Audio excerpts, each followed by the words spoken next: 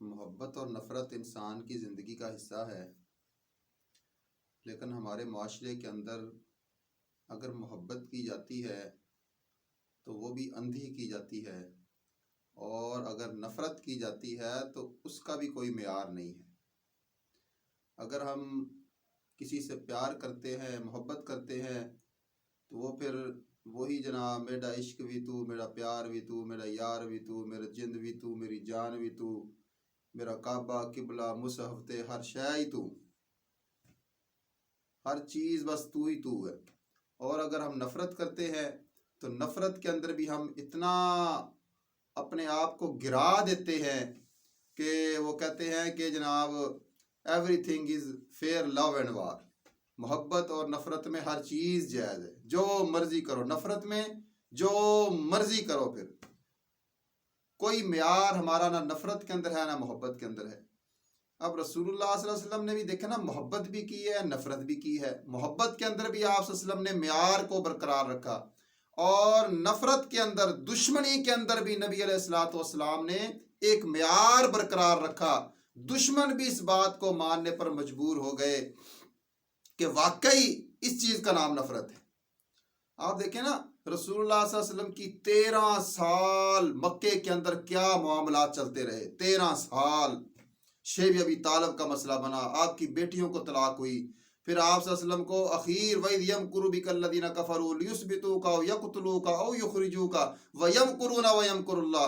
And میں آ کر جناب وہ نفرت میں اتنا آگے بڑھ گئے کہ وہ اس بات پر جناب وہ تیار ہو گئے کہ آپ کو گرفتار کر لیا جائے، یہاں سے نکال دیا جائے، یا آپ کو جناب نعوذ باللہ قتل کر دیا جائے۔ اس حد تک جناب وہ دشمنی کے اندر آگے بڑھے، حتیٰ کہ آپ نے جناب مکہ کو چھوڑا، پھر مدینے کے اندر گئے۔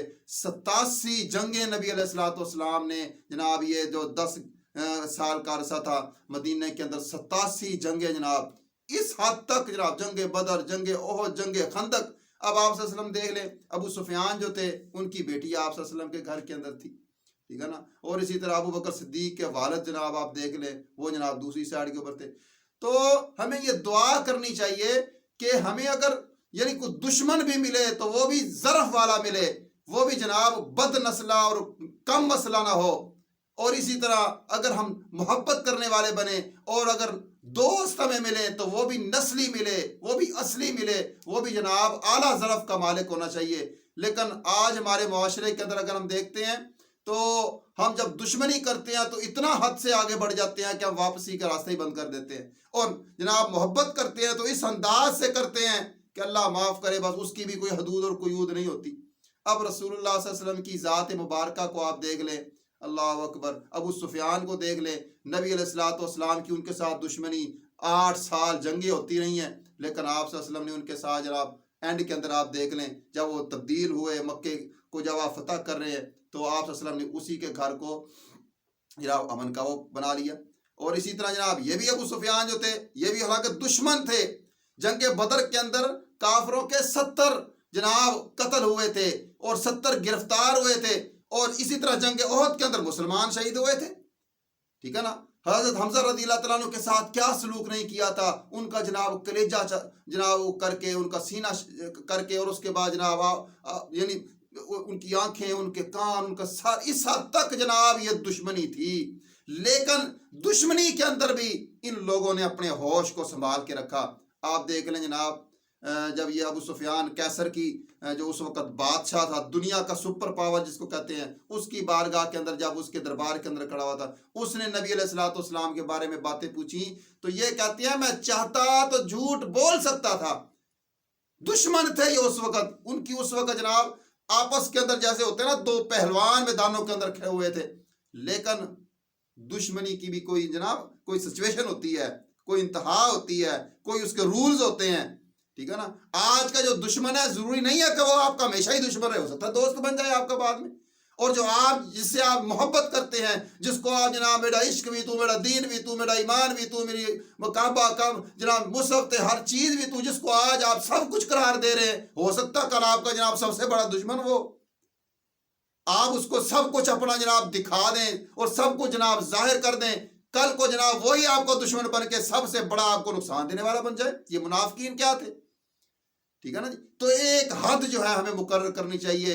ابو سفیان کہتے میں چاہتا تو اس وقت جو مرضی کہہ سکتا تھا، لیکن وہی بات کہی ابو سفیان رضی اللہ تعالیٰ عنہ نے جو ایک جناب انصاف پر مبنی تھی. حالانکہ دشمن تھے بڑی بڑی اس میں سے.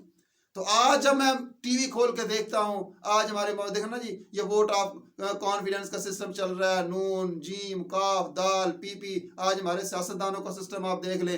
آج جس کی میں جناب زمین آسمان ایک کر رہا ہوں تعریف کے اندر، کل کو جناب میں اس کے جب اس کے حق میں جب اس کی پارٹی میں چلا جاتا ہوں، جب اس کے حق میں تعریف کرتا ہوں، وہی جو کل میں نے نفرت کے اندر جو الفاظ کہے ہوئے تھے، آج جناب وہی الفاظ میرے سامنے سب سے بڑی رکاوٹ بن رہے ہوتے.